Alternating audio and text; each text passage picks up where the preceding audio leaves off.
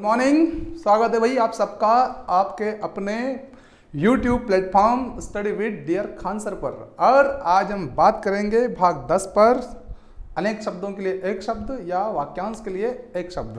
बच्चों, उम्मीद है आपको बहुत सारे ऐसे शब्द देखने को और समझने को मिल रहे होंगे जो शायद या तो पहले आपने उनके बारे में देखा नहीं होगा, सुना नहीं होगा, समझा नहीं होगा, या देखा होगा तो उनका अर्थ मालूम नहीं होगा, है ना। तो मुझे उम्मीद है कि आपके ज्ञान में लगातार वृद्धि जरूर हो रही होगी बेटा। यस और नॉट? Yes, okay. तो बढ़े फिर आगे और ज्ञान में हम वृद्धि करते हैं और समझने का प्रयास करते हैं। ठीक है बेटा, तो आइए स्टार्ट करते हैं। जिसे अत्यधिक कठिनाई से पार किया जा सके, अत्यधिक कठिनाई से पार किया जा सके उसको बोलते हैं दुस्तर। क्या बोलते हैं? दुस्तर। दुस्तर जैसे कि उदाहरण के लिए एक पुलिया है, मतलब ऐसी पुलिया जो लकड़ी जिसमें बांध दी है और रस्सी से बांधी गई है लकड़ी को, और उससे पानी की नदी को पार करना है, नदी को पार करना है। ठीक है भाई, तो कैसे चलते हो देखा होगा ना आपने, वो बड़े मुश्किल से चलते हैं, इधर पाँव जमाते हैं, इधर पाँव जमाते हैं, ऐसे चलते हैं वैसे चलते हैं, हाँ ऐसे। तो वो बड़ा मुश्किल काम है कि नहीं है? हाँ, उसको बोलते हैं क्या? दुस्तर। ठीक है, जिसे अत्यधिक कठिनाई से पार किया जा सके, दुस्तर। शीघ्र जाने वाला द्रुतगामी, द्रुत का मतलब ही तेजी है ना। तो शीघ्र जाने वाला उसको बोलते हैं द्रुतगामी। और दूर तक देखने वाला दूरदर्शी। दूर तक देखने वाला क्या कहलाता है? दूरदर्शी। बेटा दूरदर्शी होना बहुत जरूरी है, बहुत अच्छा रहता है। नॉलेजफुल पर्सन होता है ये भी एक तरह का, है ना, जो भविष्य के बारे में जागरूक रहता है। ठीक है ना, दूरदर्शी। देव या प्रारब्ध संबंधी बातें जानने वाला उसको बोलते हैं देवज्ञ। प्रारब्ध समझते हैं? प्रारब्ध का मतलब होता है नियति, भाग्य, है ना, उसको बोलते हैं हम लोग क्या? प्रारब्ध। तो देव या प्रारब्ध संबंधी बातें जानने वाला देवज्ञ कहलाता है। ठीक है ना, क्या कहलाता है? देवज्ञ। इसका सीधा संबंध, प्रारब्ध का संबंध पूर्व जन्म के कर्म से भी होता है ना, प्रारब्ध का संबंध। जिसे अपने देश या देश से प्रेम हो उसको बोलते हैं देश प्रेमी। जिसे अपने देश से प्रेम हो वो देश प्रेमी। ठीक है, ओके। जो भाई देश प्रेमी हैं वो सबके सब कमेंट बॉक्स में लिखो yes yes yes yes yes. उम्मीद है सभी लोग देश प्रेमी हैं। ठीक है, तो लिख डालिए फटाफट से yes sir yes sir yes sir. जो देश से दगा करे उसको देशद्रोही कहते हैं। क्या कहते हैं? देशद्रोही, है ना। जो देश से दगा करे उसको क्या बोलेंगे बेटा? देशद्रोही। देव के द्वारा किया हुआ देविक, जो देव होते हैं, भगवान जो होते हैं, उनके द्वारा अगर कोई चीज या कोई काम किया हुआ है तो उसको बोलते हैं देविक, है ना, देविक है। देह से संबंधित, शरीर से संबंधित देहिक, है ना। देह से संबंधित क्या कहलाएगा? देहिक कहलाएगा। और प्रतिदिन होने वाला दैनिक याद ही है आपको। जिसका जन्म दीप में हुआ हो द्वैपायन। क्या बोलेंगे? महर्षि कृष्ण द्वैपायन। आप चाहे तो ब्रैकेट में व्यास भी लिख सकते हैं, व्यास। जिसका जन्म दीप में हुआ उसको बोलते हैं द्वैपायन, व्यास। ध्यान देने या विचार करने योग्य, ध्यातव्य। ये बात ध्यातव्य है, मतलब ध्यान देने योग्य है। ठीक है ना, तो ध्यान देने या विचार करने योग्य को बोलते हैं ध्यातव्य। ध्यान या विचार करने वाला ध्याता, जो ध्यान करता है, जो विचार करता है, उसको क्या बोलते हैं? उसको बोलते हैं ध्याता। ध्याता, ध्याता। ध्वनि रूप में प्रकट हुआ ध्वनित। जो ध्वनि रूप में प्रकट होता है उसको क्या बोलते हैं? उसको बोलते हैं ध्वनित, ध्वनित, ध्वनित। धन चाहने वाला धनार्थी। धन चाहने वाला, सब चाहते हैं ना। धनार्थी, तो धन चाहने वाला क्या कहलाएगा? धनार्थी कहलाता है। और धन देने वाला जो देता है वो धनद। द मतलब देने वाला, धन को देने वाला धनद। ठीक है ना, तो धन देने वाला धनद। कुबेर साहब है ये। कौन साहब है? कुबेर साहब, है ना। धर्म में रुचि लेने वाला धर्मात्मा। जो धर्म में रुचि लेता है उसको क्या बोलते हैं? धर्मात्मा आदमी है, धर्मात्मा। धनुष धारण करने वाला धनुर्धर। धनुष धारण करने वाला क्या कहलाता है बेटा? धनुर्धर कहलाता है सर। धनुर्धर, अर्जुन, गांडीवधारी। ठीक है, धनुष धारण करने वाला धनुर्धर।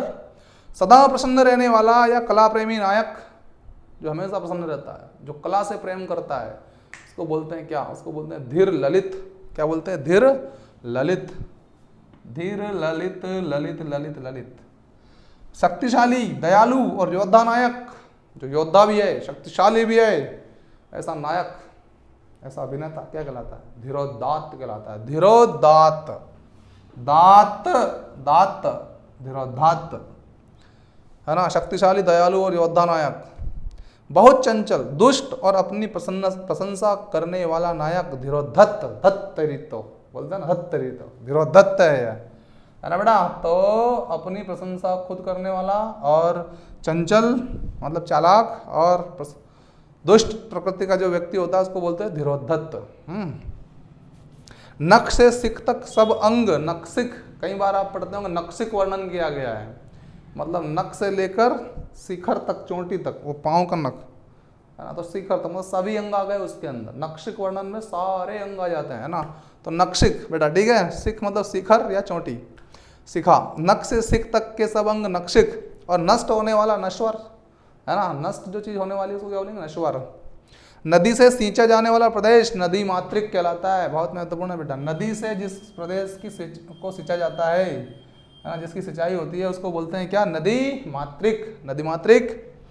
और नया उदित होने वाला नवोदित, जो नया उदित होने वाला है उसको बोलते हैं नवोदित। उदित, नव प्लस उदित, नवोदित।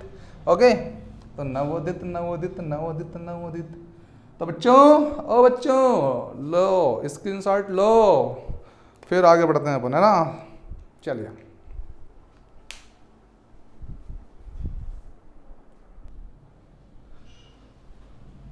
देखिए भाई, अभी अभी जन्म लेने वाला, हमने खूब सुना है नवजात शिशु, नवजात शिशु, तो नवजात बोलते हैं। अभी अभी जिसका जन्म हुआ है उसको बोलते हैं नवजात। अंगूठी में जड़ा जाने वाला बहुमूल्य पत्थर, जड़ते हैं ना अंगूठी में, बहुत महंगा बहुमूल्य पत्थर, उसको बोलते हैं नग। क्या बोलते हैं? नग, नग नग नग नग, नगीना, है ना। नव विवाहिता स्त्री, नवोड़ा, जिसकी अभी अभी शादी हुई है उस स्त्री को कहते हैं क्या? उसको बोलते हैं नवोड़ा। वह पत्र जिस पर लिखित फैसले हो उसको बोलते हैं न्याय पत्र। न्याय का पत्र है न्याय पत्र।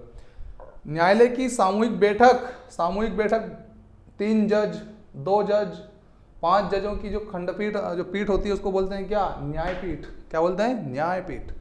तो न्यायालय की सामूहिक बैठक को क्या बोलते हैं बेटा? न्यायपीठ। न्याय के अनुसार, न्यायतः, न्यायतः, न्याय के अनुसार का मतलब क्या बोल सकते हैं डायरेक्टली? न्यायतः। हम इस मुद्दे पर पहुंचे हैं या इस निष्कर्ष पर पहुंचे हैं, है ना, कि दोनों भाइयों में जमीन का बंटवारा बराबर होना चाहिए, ठीक है। तो न्याय के अनुसार मतलब न्यायतः। नाटक में अभिनय करने वाला उसको बोलते हैं नाटकी या नाटकिया, है ना। नाटकी या नाटकिया, नाटक में अभिनय करने वाला नाटकी होता है या फिर नाटकिया होता है। जो बहुत बड़ा नहीं है उसको बोलते हैं बेटा नाती लघु। महत्वपूर्ण है, नाती लघु, नाती लघु, नाती लघु, जो बहुत बड़ा नहीं है। पुराना घाव जो रिश्ता रहता हो, बोलते ना नासूर बन गया है, नासूर, पुराना घाव है और अब रिस रहा है, लगातार रिश्ता रहता है, उसको बोलते हैं नासूर, नासूर, नासूर। जो नष्ट होने वाला हो उसको बोलते हैं नाशवान। जो नष्ट होने वाला उसको क्या बोलते हैं बेटा? नाशवान। जो कपट से रहित है, निष्कपट, जिसका आकार ना हो उसको बोलते हैं निराकार। सिंपल है। आगे देखिए, रात में विचरण करने वाला निशाचर। भाई रात का मतलब क्या? निशा, और उसमें चरने वाला चर, निशाचर, है ना। रात में चरने वाला या विचरण करने वाला निशाचर। जिसका तेज चला गया हो, तेज का मतलब वही शक्ति, है ना, बल, तो हो जाता है निस्तेज। क्या हो जाता है बेटा? वो निस्तेज हो जाता है, निस्तेज। जिसकी जड़ ना हो, निर्मूल, बोलते ना तेरा समूल नाश कर देंगे। अब जिसमें मूल ही ना हो उसको क्या बोलेंगे? निर्मूल, है ना, तो निर्मूल बोलेंगे उसको।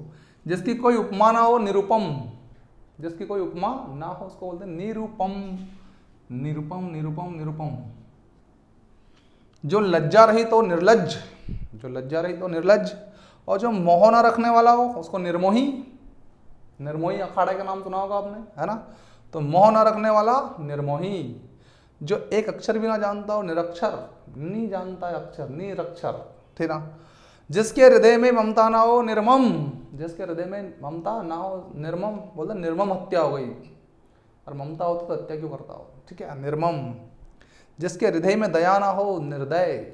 कैसा है वो? निर्दय है, दया का भाव नहीं है। जिसमें हानि या अनर्थ का भय ना हो, निरापद। जिसमें हानि या अनर्थ का भय ना हो महत्वपूर्ण है बेटा, उसको बोलते हैं हम निरापद। जिसमें हानि या नर्त का भय ना, उसको बोलते हैं क्या, निरापद। बिना पलक गिराए हुए, एक साथ में देखा ही जाओ, निर्निमेष, निर्निमेष, बिना पलक गिराए हुए, निर्निमेष, IMMMMMP, ठीक है। एक देश के माल का दूसरे देश में जाने की क्रिया निर्यात, यहां से वहां भेज रहे हैं, क्या कर रहे हैं, निर्यात, वहां से यहां ला रहे हैं, आयात, ठीक है। जो तीनों गुणों से परे हो उसको बोलते हैं निर्गुण, निर्गुण ब्रह्म सगुण वह जैसा, निर्गुण बोलते हैं बेटा। जो तीनों गुणों से परे हो उसको बोलते हैं निर्गुण। तो भाग 10 भी बेटा कंप्लीट हो चुका है। नेक्स्ट भाग के लिए तैयार रहिए, भाग 11 आने वाला है ना। और मिलते हैं अपन भाग 11 में। तो thank you very much and take care. Okay.